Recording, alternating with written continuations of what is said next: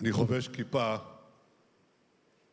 שמוקדשת לרני גבילי, גיבור ישראל, שוטר יס"מ, גיבור ישראל. אתם גיבורים.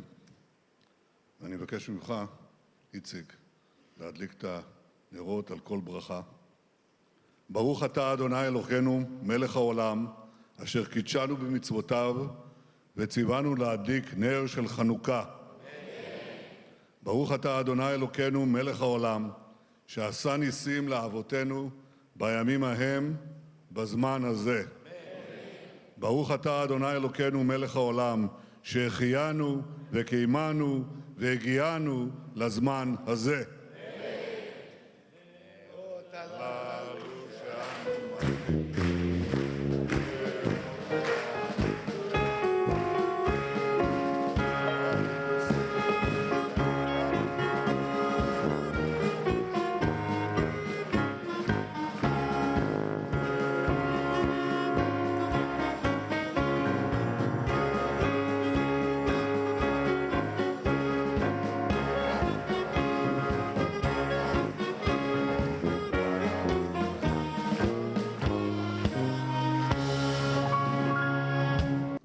אנחנו נחזיר אותו.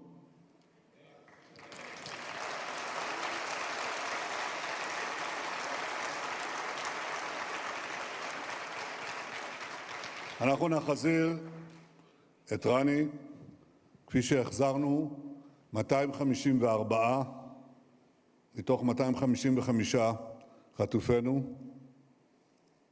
יש שלא האמינו, אני האמנתי, חבריי בממשלה האמינו, אמרו זה יהיה נס. אמרתי, העם הזה מחולל ניסים, אבל לניסים קדוש ברוך הוא עוזר לעם שעוזר לעצמו, ואנחנו עם שלמדנו לעזור לעצמנו, כי ידענו שבשעות מצוקה לא בטוח שאף אחד אחר יעזור לנו. וזה היה במידה רבה הגורל שלנו בגלות, עם גלי האנטישמיות שחזרו ועלו, חזרו ועלו, חזרו ועלו. מה שהשתנה עם הקמת מדינת ישראל זה לא היעלמות האנטישמיות. מה שהשתנה זה היכולת שלנו להדוף את מעשי הטבח והרצח ההמוניים נגד היהודים, שתמיד באו לאחר האשמות והשקרים והנאצות על עמנו. זה השינוי. גם היום מנסים לרצוח, ולצערנו גם היום הצליחו לרצוח יהודים, טבחו ביהודים בסידני שבאוסטרליה. אני כתבתי לפני 4 חודשים מכתב לראש ממשלת אוסטרליה,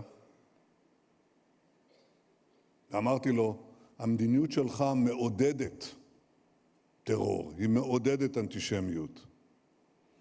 אתה קורא למדינה פלסטינית ואתה נותן בעצם פרס לחמאס על הטבח הנורא שהם ביצעו בנו ב7 באוקטובר. אתה נותן לגיטימציה לכל הפורעים הללו ואתה לא נוקף אצבע לחסל את מוקדי הטרור הללו. והדבר הזה יביא לעוד רציחות. הוא לא עשה דבר. ואנחנו יודעים שיהיו התקפות נוספות. המקום הבטוח ליהודי העולם, במקום שהממשלה והצבא וכוחות הביטחון יגנו עליהם, זה קודם כל במדינת ישראל. כי אנחנו מגינים על עצמנו, ואנחנו מגינים על עצמנו בעזרת צה"ל, בעזרת כוחות הביטחון, ובעזרת השוטרים והשוטרות הגיבורים של משטרת ישראל. אתם הייתם שדרת ההגנה הראשונה ב7 באוקטובר, אני לא שוכח את זה. הייתי בקו, וראיתי את הקו של הגיבורים והגיבורות, השוטרות שנלחמו ונפלו, השוטרים שנלחמו ונפלו. גיבור ענק, כמו רני גבילי, שפשוט נלחם עד הכדור האחרון עם זרוע שבועה, אבל עם רוח איתנה. וזה מה שעושה את כל השינוי. השינוי הגדול בתולדות היהודים מתקופת הגלות, מתקופת אובדן הארץ, זה היכולת הריבונית לשוב ולהדוף את אויבינו. דבר שעבד ליהודים במשך אלפי שנים. אבל לא איבדנו את זה כשהיינו כאן בארצנו. נלחמנו. לא תמיד הצלחנו, אבל נלחמנו. וסכנת ניתוק החוט של החיים הלאומיים שלנו, של המורשת שלנו, של הדת שלנו, של האמונה שלנו, הסכנה הגדולה ביותר הייתה לפני מרד המכבים. בגזרות אנטיוכוס שבעצם היו, אם לא היינו נלחמים נגדם. זה היה סוף של העם, סוף של היהדות. וכאן לא רחוק מהמקום הזה, קרוב מאוד למקום הזה. קמו גיבורים, עטפו וניצחו את היוונים, בדבר שנראה ניסי לא פחות, וגם נלחמו במתייוונים, וצלחו והצילו אותנו. אחרת לא היה עם יהודי. אבל יש. ואיכשהו חזרנו לארצנו לאחר הגלות שנגזרה עלינו. והדבר הראשון שהיינו צריכים לחדש זה את היכולת של ההגנה העצמית שלנו. זה אנחנו עושים בשנתיים האחרונות ביתר שאת ובהצלחה יתרה. אנחנו בעצם מייצגים את העולם החופשי, את הציוויליזציה המודרנית, נגד הברבריות שרוצה להחזיר אותנו לימי הביניים. זה מה שהם רוצים.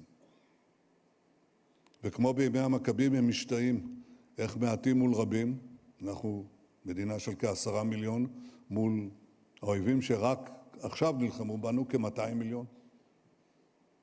ושאל אותי הנשיא טראמפ, איך אתם עושים את זה? ניסיתי לתת לו דוגמה מעולם החי, אבל נתתי לו דוגמה. שמעתם על גירית הדבש?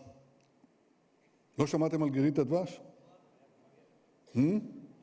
רואים אותה נלחמת בלוויה, ומגרשת את הלוויה, היא בגודל כזה בערך, אוקיי? התרשמתי מאוד מזה. אתמול הראו לי סרטון אחר. איך היא נלחמת בפיל, ולא מוותרת. אז זה נכון במובן הביולוגי, אבל אצלנו זה לא עניין של ביולוגיה, זה עניין של אידיאולוגיה ושל רוח ושל נחישות ושל מורשת המכבים. אנחנו נחושים לא לתת לזוועות העבר להתרחש שוב. נכון, הם תקפו אותנו, הם גרמו לנו לאסון כבד מנשוא ב7 באוקטובר, אבל ב8 באוקטובר זה כבר התהפך. והלכנו והכינו בהם לפי סדר השעון. תחילה בעזה, אחר כך בלבנון, אחר כך בסוריה, גם בעיראק, ומעל הכל באיראן. ואיש לא האמין. איש לא האמין בניסים ובנפלאות בימים ההם ובזמן הזה. אבל אנחנו האמנו. אתם מאמינים. ואני רוצה לברך אתכם, שוטרות ושוטרי ישראל, תמשיכו להאמין, תמשיכו לשמור עלינו ושמרו גם אחד על השני. תודה רבה לכם בשם עם ישראל לדורותיו. חג חנוכה שמח לכולכם.